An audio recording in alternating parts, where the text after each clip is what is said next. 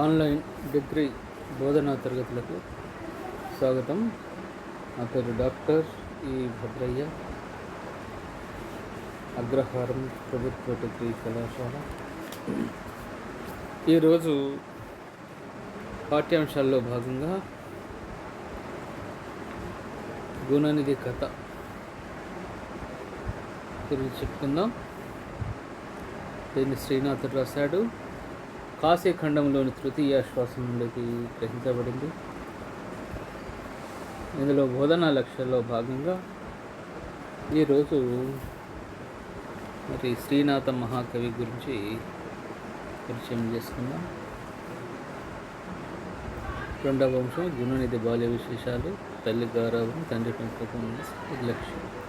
ఇది పాఠ్యాంశంలో భాగం. మొదలు కవి శ్రీనాథ మహాకవి పరిచయం.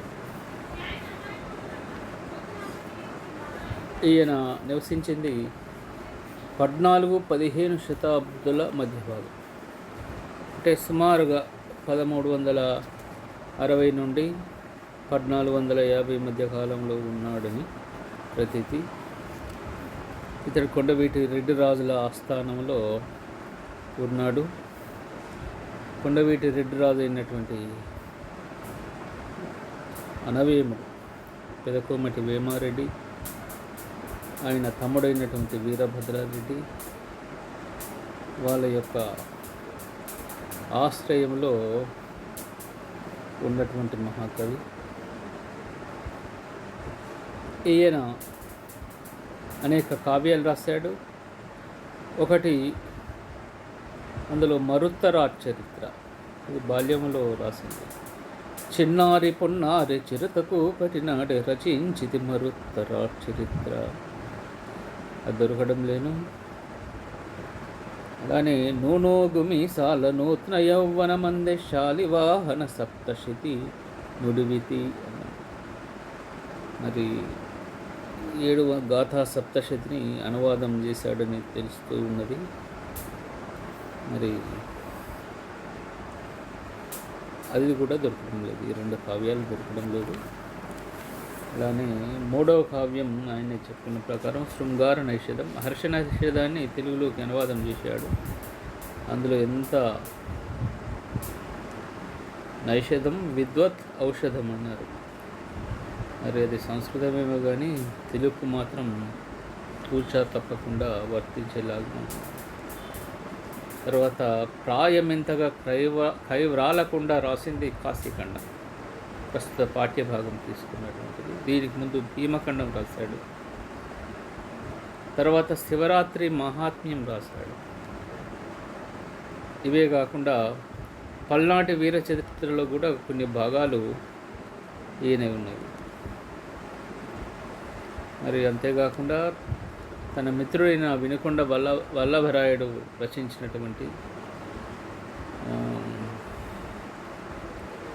కావ్యంలో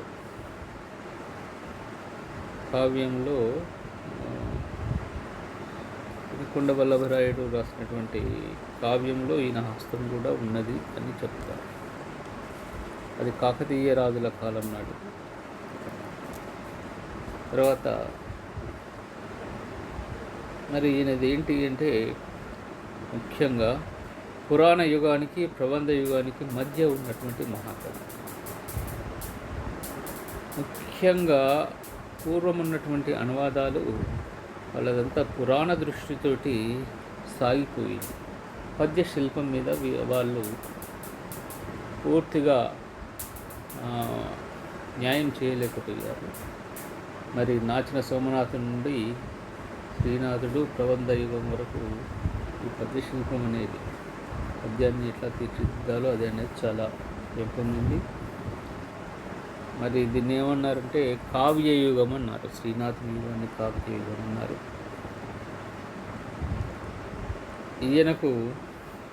ఈయన బ్రాహ్మీదత్త వరప్రసాదుడు, అంటే అంత గొప్ప పాండిత్యం ఉంది. బ్రాహ్మీ వాణి పంచే ఇవ్వబడినటువంటి వరమే ప్రసాదంగా కలిగినటువంటి వాడు. సకల విద్యా సనాతుని అని చెప్పుకున్నాను. మరి ఈయన తన జీవితకాలంలో అనేక రాజస్థానాలు సందర్శించాడు. ఇక్కడ తెలంగాణ నుండి మొదలు పెడితే రాయలసీమ వరకు కూడా ఆయన వెళ్ళాడు, దర్శించాడు. మరి విజయనగర సంస్థానాన్ని దర్శించి అక్కడ ఉన్నటువంటి గౌడడిండముని కంచుడక్కను కూడా పగలగొట్టించాడు.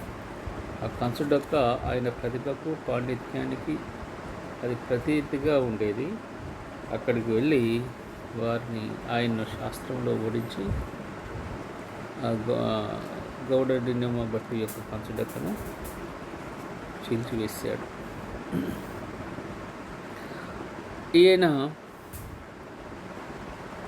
తనకు నన్నయ్య లెక్క ఉద్దండలీల అనేటువంటి కవిత లక్షణం ఉందని చెప్తున్నాడు. అలానే ఉభయవాక్కోడి తిక్కన లెక్క, అలానే రసాభ్యుచిత బంధం ఎర్రని లెక్క, సూక్తి వైచిత్రి, ఇవన్నీ ఈ 4 లక్షణాలు ఉన్నాయని చెప్తున్నాడు ఆయన. తర్వాత అది పాఠ్యభాగ నేపథ్యానికి చూద్దాం. మరి ఈ కావ్యంలో ముఖ్యంగా గుణనిధి అనేటువంటి దుర్వర్తనము కలిగినటువంటి వ్యక్తి కుబేరుడుగా ఎలా అవతరించాడు అనేది ఇంద్రుడు. శివశర్మ అనేటువంటి బ్రాహ్మణుడు అనేక తీర్థయాత్రలు చేశాడు. ఆయన కాశీ, గయా, ప్రయాగలు దర్శించాడు. మాయాపురంలో జ్వరముతో మరణించాడు. మరి అతన్ని వైకుంఠపురానికి తీసుకువెళ్ళడానికి దివ్యరథంపై పుణ్యశీలు, సుశీలు అనే 2 పుణ్యపురుషులు వచ్చారు. శివశర్మను వైకుంఠానికి తీసుకుని వెడుతూ మార్గమధ్యలో వచ్చే లోకాల గురించి అతనికి వారు చెప్తారు. మొదట పిశాచలోకం గురించి చెప్పారు. శివశర్మకు అప్పుడు కుబేరు వృత్తాంతాన్ని వారు చెబుతూ నిగమశర్మ కథ, గుణనిధి కథను చెప్తారు. మరి గుణనిధి ఎట్లా తర్వాత జన్మల్లో ఒక రాజుగా, తర్వాతి జన్మలో కుబేరుడుగా ఎట్లా అయ్యాడు అనేది చెప్తారు. శివశర్మకు చెప్పినటువంటి శివభటులు పుణ్యశీలుడు, సుశీలుడు. మరి కథ గురించి తెలుసుకుందాం.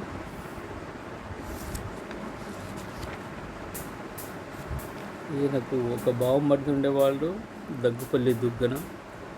ఆయన రాసినటువంటి నాసికేతోపాఖ్యానంలో శ్రీనాథుని యొక్క వైదుష్యం మనకు కనిపిస్తుంది.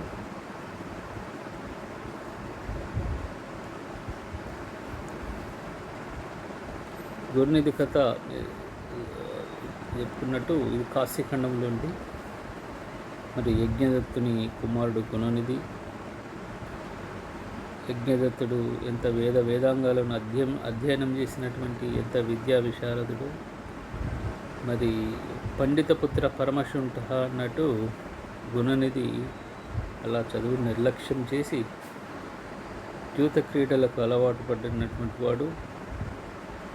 మరి చతుర్థాశ్వాసం నుండి, కాశీఖండం చతుర్థాశ్వాసం నుండి స్వీకరించిన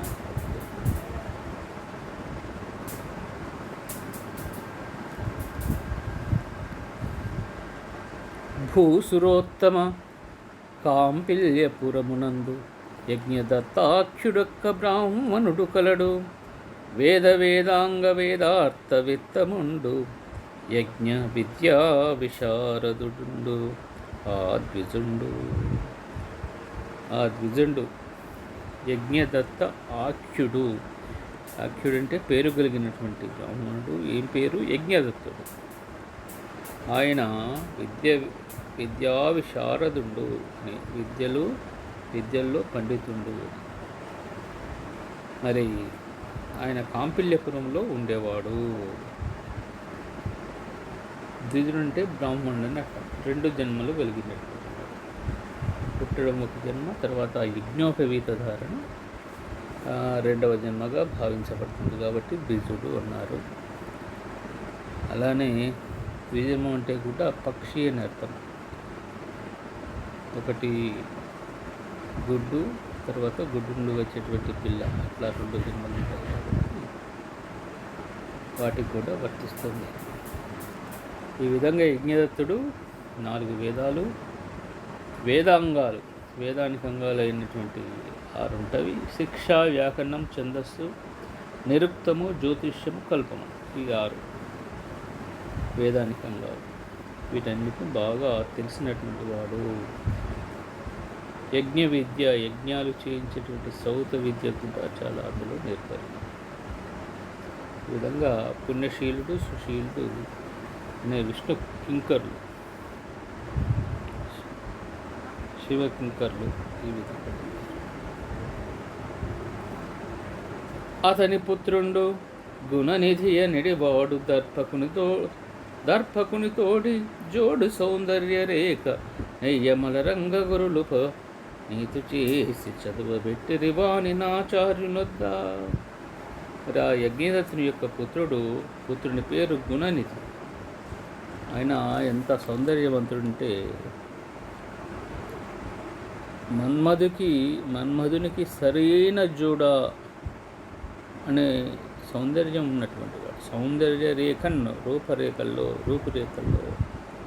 దర్పకుడు అంటే మన్మధునికి సరైన జోడు అనేలాగా ఉంటాడు. మరి నెయ్యము అలరంగన్ గురులు అంటే తల్లిదండ్రులను పెద్దవారు కాబట్టి గురువు అంటే ఆచార్యుడవుతారు, తల్లిదండ్రులు కూడా అవుతారు.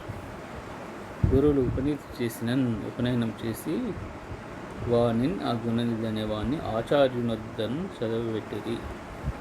ఆచార్యుని దగ్గర చదువుకోవడానికి పంపారు. సో ఈ విధంగా గుణనిధి చాలా అందగాడు. మరి ప్రేమతో అడుగు చేసి గురువు వద్దకు కానీ జ్యూత క్రీడారథుడై యతడు హితవులును తాను ఆసాయంబా ప్రాతస్సమయము తిరగనపేత నిజాచారుడగుచు నెల్లెడవీటన్. మరి చదవడానికి పంపినటువంటి గుణనిధి చదువు యందు ఆసక్తి చూపలే. ద్యూత క్రీడారథుడై అతడు జూదము ఆడుటయందు, క్రీడ అంటే ఆట, జూతం అనేటువంటి ఆటలో రథుడై ఆసక్తి కలవాడై ఆ గుణనిధి హితవులున్ తానున్ ఆసాయంబు ఆ ప్రాతస్సమయంబు. మరి హితవులు అంటే జూదర్లు, తాను ఆ సాయంకాలం వరకు, మళ్ళా సాయంకాలం నుండి పొద్దుటి వరకు అంటే రోజంతా అని అర్థం. ఇదొక శిల్పం. ఇలాంటి పదాలు ప్రయోగించి చెప్పడం నేర్పుతారు. శిల్పం, అర్థశిల్పం. ఆ సాయంబు ఆ ప్రాతస్సమయంబు అపేత నిజాచారుడగుచున్. అపేత విడవబడిన నిజ ఆచారుడు అగుచున్. తనదైన ఆచారములు కలవాడు అయ్యాడు. మరి ఎప్పుడెప్పుడు విడవబడ్డాడు అంటే రోజంతా. ఆ సాయంబు ఆ ప్రాతస్సమయం అంటే రోజంతా. సాయంకాలం చేసేటి లేవు కర్మలు, అలానే ప్రొద్దున లేవగానే చేసేటువంటి కర్మలు లేవు, ఏవీ లేవు. ఆచారాలు విడిచిపెట్టాడు, జూదానికి అలవాటు పడ్డాడు. జూదర్లు తాను కలిసి రాత్రి లేదు పగలు లేదు అని ఊర్లో అన్ని చోట్ల తిరుగుకుంటూ జూదాలు ఆడుతుండేవాడు.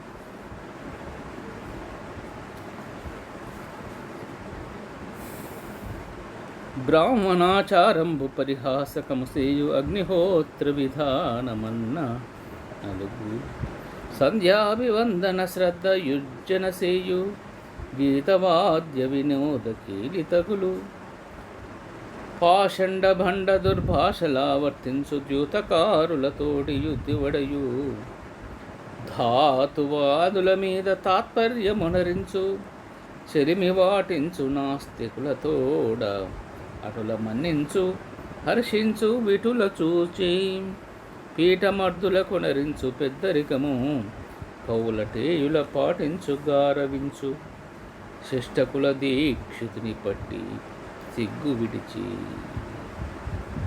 మరి ఈయన పద్యశిల్పంలో చాలా అక్కడక్కడ వేసేటువంటి పదాలు చాలా వ్యంగ్యంగా ఉంటాయి. ఆయన ఎలా చెడిపోయాడు, ఎలా ఉంది చెడ్డవారితో సహవాసము అనేది చెప్పుకుంటూ ఎలాంటి వాడట, శిష్టకుల దీక్షితుని పట్టి సిగ్గు విడిచి. శిష్టకులు మంచి ఆచార సంప్రదాయాలు కలిగినటువంటి కులము కలిగినటువంటి ఆ యజ్ఞ దీక్షితుని యొక్క పట్టి కుమారుడు సిగ్గు విడిచి ఇవన్నీ చేశాడు. మరి ఏమేం చేశాడు అంటే, బ్రాహ్మణాచారంబు పర్యాచకము శ్రీయున్. బ్రాహ్మణులు చేసేటువంటి ఆచారకండ ఏదైతే ఉంటుందో పర్యాచకం, పరిహాసం చేసేవాడు, ఎగతాళి చేసేవాడు కర్మలన్నీ. అగ్నిహోత్ర విధానమన్నను అలుగున్. మరి అగ్నిహోత్ర విధానం అంటే దానికి ఏం చేసేవాడు, అలిగేవాడు. అగ్ని కార్యం అనగానే బ్రాహ్మణులు చేస్తారు కదా, అగ్నిని వెలువడం చేస్తూ ఉంటారు. మరి అగ్ని కార్యం చేయమంటే కోపగించుకునేవాడు. సంధ్యాభివందన శ్రద్ధయుజ్జన సేయు గీతవాద్య వినోద కీలితగులు. మరి సంధ్యలో చేసేటువంటి నమస్కారాదులు ఉంటాయి కదా, మరి ఆ శ్రద్ధను, ఆ ఆసక్తిని విడిచిపెట్టేశాడు. ఉజ్జన సేయున్, విడిచిపెట్టాడు. ఇంకా గీతవాద్య వినోద కీలి తగులు. గీతములు పాటలతోనూ, మరి వాద్యాలు, మరి వాద్యాలు అంటే మృదంగాదులు ఉంటాయి కదా, తప్పెటలు, తాళాలు, వేణువులు, మృగాలు, ఇవన్నీ కూడా వాద్యాల కిందకు వస్తాయి.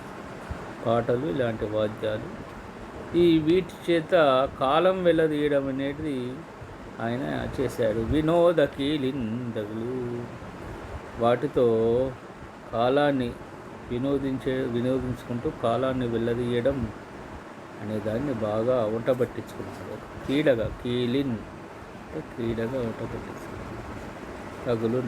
తగులుకున్నాడు. పాషండభండ దుర్భాషలు ఆవర్తించు దూతకారులతోడి యుద్ధివడియు. పాషండులు అంటే వేదాలను నిరాకరించేవారు పాషండు. వేద బాహ్యులు, వేదాలను నిరాకరించేవారు. మరి భండులు అంటే చెడు మాటలు, అశ్లీలపరంగా సంభాషణ చేసేవారు భండులు అంటారు. మరి వాళ్ళ లెక్క, పాషండుల లెక్క, భండుల లెక్క దుర్భాషలు ఆవర్తించు, ఉచ్చరింపరాని మాటలను మాట్లాడేవాడు, తిరిగి తిరిగి పలికేవాడు. ద్యూతకారులతోటి ఉద్దివడయు. ద్యూతకారులు అంటే ద్యూతాన్ని నిర్వర్తించేవారు, జూదము ఆడేవారు. జూదర్లతో ఆయన బుద్ధి ఇజ్జతను పడియును సంపాదించేవాడు, అంటే వారితో కలిసి తిరిగేవాడు. ధాతువాదుల మీదన్ తాత్పర్యమునరించు. తాత్పర్యమనగా విశ్వాసం, తత్పరత్వము తాత్పర్యం, దాని అందే మనసు లగ్నమై ఉండడం తాత్పర్యం. ఎవరి మీద ఉంచేవాడు విశ్వాసం అంటే ధాతువాదుల మీద తాత్పర్యమును వండరించు. ధాతువాదులు అంటే బంగారము చేయాలనేటువంటి అభినివేశము గల వారి యందు ఇత్తడిని పుత్తడి చేస్తారు అని అంటారు ధాతువాదులు. ఇత్తడిని బంగారంగా ఎట్లా మార్చడం అనేది, అటువంటి వాళ్ళ మీద బాగా విశ్వాసం ఉంచేవాడు. చూదరి కాబట్టి బాగా డబ్బు కావాలి మరి, కాబట్టి ఇటువంటి వాటి మీద శ్రద్ధ చూసేవాడు. నాస్తికులతోడ చెలిమిని పాటించు. చెలిమి వాటించు నాస్తికులతోడన్ చెలిమిని వాటించు. నా అస్తికులు అంటే దేవుని యందు విశ్వాసము లేనివారు అనేది నా అస్తికులు. మరి వారితో ఈయన చెలిమి చేసేవాడు, స్నేహం బాగా చేసేవాడు. నటులను మన్నించు, నాట్యాలు ఆడేవారు ఉంటారు కదా నటులు, వాళ్ళను గౌరవించేవాడు. వీటుల చూచి హర్షించు,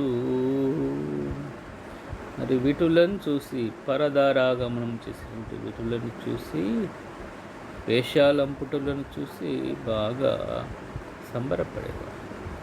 పీఠమర్దులకు పెద్దరికమనరించు, పీఠమర్దులు అనగా శృంగార నాయకులు భాగం కొంత తక్కువ, శృంగార నాయకుల కంటే కొంచెం తక్కువ పీఠమర్దులు. మరి వాళ్లకు గౌరవాన్ని ఇచ్చేవాడు. కాలటేయులన్ పాటించున్, కులటలకు పుట్టిన పుత్రులను గౌరవించేవాడు. కాలటేయులు, కులట అంటే కులాన్ని అధక్కరించి అభిచరించేది కులట. కులాన్ని విడిచి వ్యభిచరించే స్త్రీని కులట అంటారు. వారు కాలటేయులను గౌరవించేవాడు. చేటకులను గౌరవించును, ఎవరైతే తార్చేవారు ఉంటారో వాళ్ళను గౌరవంగా గౌరవించేవాడు. ఈ విధంగా దీక్షితుని కొడుకైనటువంటి గుణనిధి సిగ్గు విడిచిపెట్టాడు. శ్రేష్ఠ బ్రాహ్మణుల యొక్క ఆచారకాండను పరిహాసం చేసేవాడు. హోమం అంటే మండిపడేవాడు. సంధ్యకు ఎదుట నుంచి నమస్కారం చేయడంలోని శ్రద్ధను విడిచిపెట్టాడు. గీతావాద్య వినాదాల్లో తగులుకున్నాడు. వేదబాహ్యులు ఆకతాయిలు ఉచ్చరించడానికి వీలుగాని అశ్లీలకు మాటలను మాట్లాడడం, జూదర్లతో కలిసి తిరగడానికి ఉత్సాహపడడం, ధాతువాదం అనగా బంగారు చేయడం అనే వ్యామోహం, నాస్తికులతో స్నేహం చేయడం, నటులను మన్నించడం, వీటిని చూసి సంతోషపడడం, మరి ఇలాంటివన్నీ కూడా కార్పకాండను గౌరవించడం, ఇలాంటివన్నీ కూడా చెడు ప్రవర్తన. ఇవన్నీ చెడు ప్రవర్తన బాగా ఆయనకు గుణనిధికి ఉండబట్టింది. ఇప్పుడు 5వ వచనం.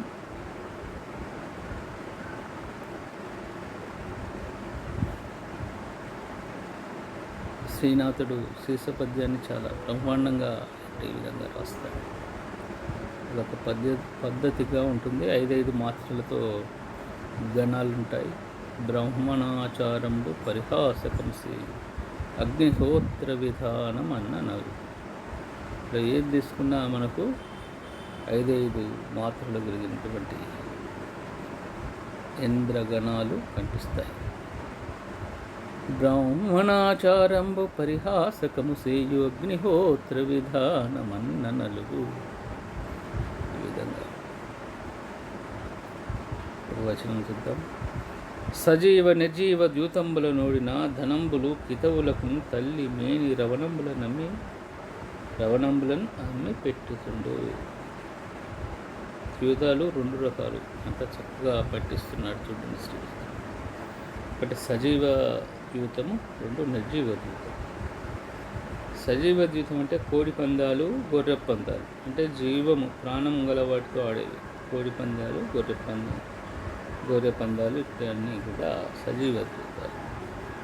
నిర్జీవ ద్యూతము అంటే ప్రాణములు లేని వాటితో ఆడేవి నిర్జీవ ద్యూతాలు. పాచికలు ఇట్లాంటివన్నీ కూడా నిర్జీవ ద్యూతాలు. మరి ఆ ద్యూతంలో ధనం ఒడితే మరి తాను చెల్లింపాలి కాబట్టి మరి కితవులకు చూదళ్లకు తల్లిమేని రవణంబులను అమ్మి పెట్టుతుండు. తల్లిమేని శరీరం మీద ఉన్నటువంటి నగలు భూషణాలు ఉన్నాయే, అటు మెల్లమెల్లగా ఒక్కొక్కటి పుచ్చుకుంటూ అమ్ముకుంటూ చెల్లించేవాడు. ఇట్లా ఆయన దుష్ప్రవర్తన చాలా లోనయ్యాడు. దుష్ప్రవర్తనకు చాలా లోనయ్యాడు. మరి ఇదంతా తండ్రి చూస్తున్నాడా, తల్లి చూస్తున్నాడా అనేది ముఖ్యం. పిల్లల పెంపకంలో తీసుకోవాల్సినటువంటి జాగ్రత్తలు అవే. మరి తల్లి ఉపదేశం చేసింది. తల్లి ఏం చేసిందో చూద్దాం. కంచెల్లి తల్లి పేరు సోమిదమ్మ. తల్లి బోధించు తత్పరత్వము కలిగి అన్నమి అన్న చెప్పిన ఎట్ల చేయు ధూర్త సంగతి విడు సాధువులతోడ పరిచయము సేయు మణిపుత్రు ప్రతిదినంబు. మరి అన్న అంటే ప్రేమతో నాయన. మీ అన్న, తండ్రిని అన్న అని కూడా పిలుస్తుంది. మీ అన్న చెప్పిన ఎట్లా చెయ్యు, మీ అన్న ఏం చెప్పాడో అట్లా చెయ్యి బోధిస్తూ ఉన్నది. ధూర్త సంగతి విడువు, చెడ్డవారి సహవాసాన్ని విడిచిపెట్టు, స్నేహాన్ని విడిచిపెట్టు. సాధువులతోడన్ పరిచయము చేయుము, మంచివారితో పరిచయము, మచ్చిక స్నేహం పాటించు. ధూర్తులను కాదు, సాధువులతోట చేయు. ఈ విధంగా ప్రతిదినం కూడా తల్లి బోధిస్తూనే ఉన్నది. ఆ అంశాల మీదనే తత్పరత్వం కలిగి, అధిక శ్రద్ధ కలిగి తల్లి తన పుత్రుని మార్చాలి, ఆ చెడు సహవాసం నుండి మార్చాలి అనేటువంటి దానికి ఆమె ప్రతిరోజు ప్రయత్నం చేస్తూ ఉంది. ఈ విధంగా తల్లి ప్రయత్నం చేస్తూ ఉంటే మరి తండ్రి ఏం చేస్తున్నాడు అంటే, దీక్షితుండును గృహ కార్యాభ్యంతర వ్యగ్రుండై కొడుకు వర్తనంబు పరామర్శింపకు. మరి యజ్ఞదత్తుడు యజ్ఞదీక్షను పుచ్చుకున్నటువంటి యజ్ఞదత్తుడు కూడా, తండ్రి అయినటువంటి యజ్ఞదత్తుడు కూడా గృహ కార్య ప్లస్ అంతర అంటే ఇంటి పనుల మధ్యలో వ్యగ్రుండై, అందులోనే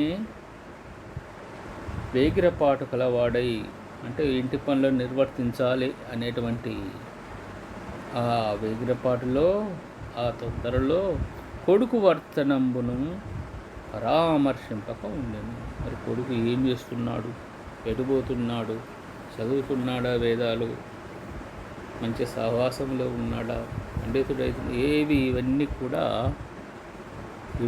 కూడా మరి ఆయన చూడలేడు. దీక్షితుండును గృహ కార్యాభ్యంతర వ్యగ్రుండై కొడుకు వర్తనమును పరామర్శక్తి. అప్పుడప్పుడు మాత్రం అడిగేవాడు. ఎడపదడప తను భవుండె చెటనుండు కానరాడంచు గృహభర్త కాంతనడుగా ఇంత తడవును నా యొద్దని చెట నుండి అరిగే చదవంగనని భర్త కతి బొమ్మరకు. ఎడపదడప అప్పుడప్పుడు తనుభవుండు ఎచట నుండు అని అడిగాడు. మన కుమారుడు ఎక్కడున్నాడు అని ప్రశ్నించేవాడు. నాకు కనిపిస్తలేడు అని ఆ గృహభర్త, ఇంటి యజమానైనటువంటి యజ్ఞదత్తుడు కాంతన్ అడగన్, తన భార్యను అడగగా ఆమె ఏం చెప్పేది, అబద్ధవాడు. ఇంత తడవును నా యొద్ద ఈ చెట నుండి ఎరిగే చదవంగనని భర్త కతివ మొరగు. ఇంత తడువు ఇప్పటి వరకు నా యొద్దనే ఉన్నాడు, ఇప్పుడే చదవడానికి వెళ్ళాడు అని ఆ అతివ భర్తతో ఏకరువు పెట్టేది. అతివ మొరగున్ అన్నాడు. మొరగడం అంటే అబద్ధాలు చెప్పడం అని కూడా. ఈ విధంగా ఇద్దరి యొక్క పర్యవేక్షణ తల్లికి తెలిసినప్పటికీ తన గల ప్రేమతో ఆమె దారికి తీసుకొని రాలేకపోయింది. తండ్రికి తెలియదు.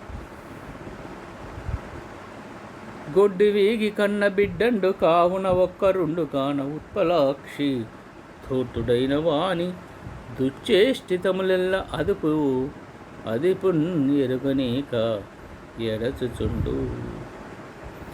మరి లేక పుట్టిన సంతానం ఈ గుణనిధి వాళ్ళిద్దరికి. గొడ్డు వేగి కన్న బిడ్డండు, గొడ్రాలితనం పోయి చాలా కాలానికి ప్రసవించినటువంటి కొడుకు కాబట్టి, మరి ఈయన ఒక్కడే కాబట్టి ఆ ఉత్పలాక్షి దీక్షితుని భార్య ఈ ధూర్తుడైనటువంటి వాని దుశ్చేష్టితముల్ ఎల్లన్. ధూర్తుడైన తన కుమారుడు అయిన గుణనిధి యొక్క దుశ్చేష్టుల దుష్ప్రవర్తన అంతా కూడా ఆదిపునెరగని ఎడచుచుండు. అధిపున్ తన భర్తను ఎరగకుండా మరి అడుచుచుండు, బయటపడకుండా చేసేది, అంటే కప్పిపుచ్చేది. ఈ విధంగా తండ్రి యొక్క పర్యవేక్షణ కరువైంది. అలానే తల్లి తన పుత్రుని మీద అతి వ్యామోహం వల్ల ఆ గుణనిధి చెడ్డ సహవాసాలకు లోనయ్యాడు. ఇక్కడ బాగా గుర్తించవలసి ఉంటుంది. ఎంత తల్లిదండ్రుల యొక్క పెంపకం ఎంత ఆవశ్యకమో, పర్యవేక్షణ, శిక్షణ ఎంత ప్రేమ ఉన్నప్పటికీ కూడా మరి మంచి శిక్షణ వారికి ఇవ్వవలసి ఉంటుంది. మరి తల్లి అమితమైనటువంటి ప్రేమ కొడుకును చెడగొట్టింది.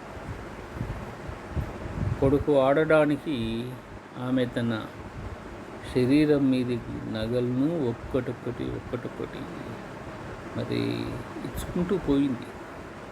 మొదలే కఠినంగా ఉంటే మరి ఆ జూదర్లతోటి అంత సావాసం చేసేవాడు కాదు. కాబట్టి మరి తల్లి దగ్గర కూడా దోషం మనకి ఇక్కడ కనిపిస్తుంది. అలానే తండ్రి ప్రతిరోజు మరి చదువుతున్నాడా లేడా, ఎటుపోతున్నాడు అనేటువంటి పర్యవేక్షణ విడిచిపెట్టాడు. ఎప్పుడు తన ఇల్లు, వచ్చేవాళ్ళు పోయేవాళ్ళు, యజ్ఞాలు, మరి రాజాస్థానము, వీటన్నిటి అందే దృష్టి పెట్టాడు. పుత్రుని యొక్క ప్రవర్తన మీద ఆయన ఏమాత్రం దృష్టిని నిలపలేదు. ఈ విషయం మనకు స్పష్టంగా తెలుస్తూ ఉన్నది.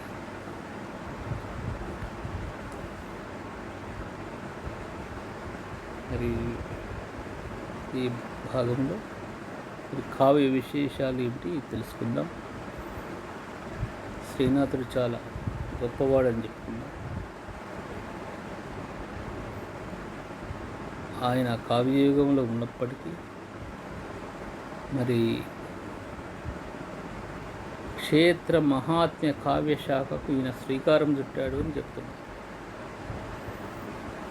తెలుగులో ఎట్లయితే పురాణాలు, ఇతిహాసాలు ఎట్లయితే వచ్చినవో, ఎలా అయితే ప్రబంధాలు వచ్చినవో, అలానే క్షేత్ర మహాత్మ్య కావ్యాలు, ముఖ్యంగా భీమఖండం, కాశీఖండం, ఇది స్కాంద పురాణ అంతర్గతంగా ఉన్నటువంటి కథలు ఇవి. ఈ కథల్ని తీసుకొని ఆయన అద్భుతమైనటువంటి కావ్యాలుగా వినిర్మించాడు. ఇవి ఈ శాఖలో ఆద్యాలు, మొదటివి. అందువల్ల మరి ఈ శాఖను ఆయన సృష్టించిన వానికి మనం చెప్పచ్చు.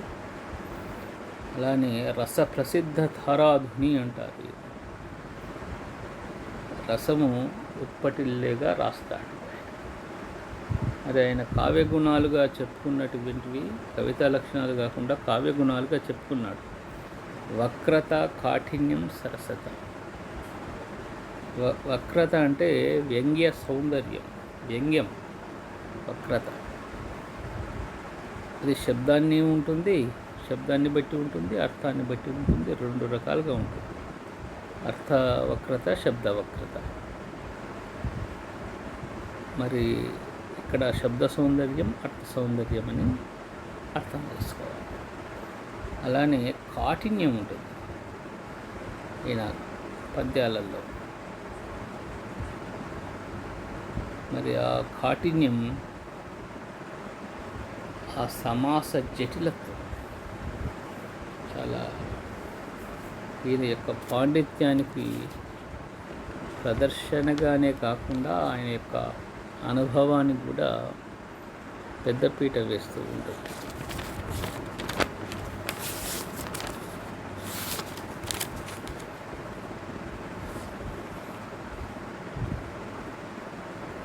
జూత క్రీడారతుడై అతడు కితవులను తాను ఆసాయంబా ప్రాతస్తమయము.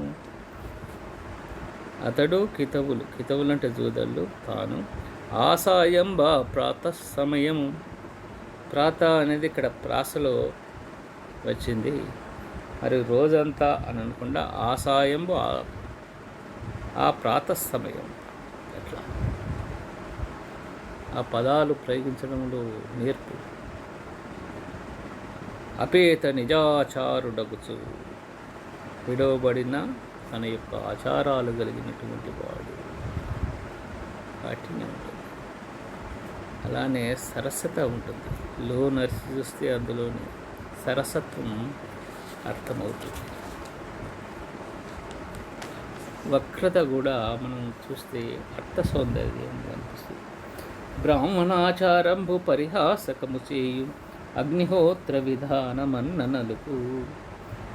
ఈ పద్యంలో మనం ఇంతకుముందు చెప్పుకున్నట్టు బ్రాహ్మణుల యొక్క కర్మలన్నీ కూడా ఎగతాళి చేసేవాడు. అగ్నిహోత్రం అంటే అలిగేవాడు, కోపం చేసేవాడు. మరి సంధ్యాభివందన చేయడం అంటే దాన్ని పక్కకు పెట్టేశాడు. గీత వాద్యాల యందు బాగా కాలం వెలబుచ్చడం, అలానే పాషండులు, వేదబాయులు, అశ్లీలం మాట్లాడేవాళ్ళు, వాళ్ళ లెక్క మాట్లాడడం, ఇదంతా చెప్పుకుంటూ మరి ఏమంటాడంటే శిష్టకుల దీక్షుతిని పట్టి సిగ్గు విడిచి వక్రత. ఉట్టిగిన ఈ పద్యం ఇన్ని చెప్పినా కూడా ఆ అందం లేకపోయేది ఈ చివరి పాదం లేకపోతే. కౌలటి ఇలా పాటించు గారవించు, గుణనిధి గారవించేవాడు అని సింపుల్గా చెప్తే ఇక్కడ వక్రత లేకపోయేది. శిష్టకుల దీక్షితుని పట్టి, మంచి ఆచార సంప్రదాయాలు కలిగినటువంటి యజ్ఞదీక్ష తీసుకున్నటువంటి యజ్ఞదత్తుని యొక్క పట్టి సిగ్గు విడిచి అన్నంలో ఇందులో వ్యంగ్య సౌందర్యం అద్భుతంగా శబ్దాన్ని ఆశ్రయించి, అర్థాన్ని ఆశ్రయించి చాలా అద్భుతంగా మనకు కనిపిస్తుంది. ఇలాంటివి చాలా ఉన్నాయి. మరి మిగతా భాగంలో, రెండవ మూడవ భాగంలో మిగతా పాఠ్య భాగాన్ని కూడా చెప్పుకుందాం.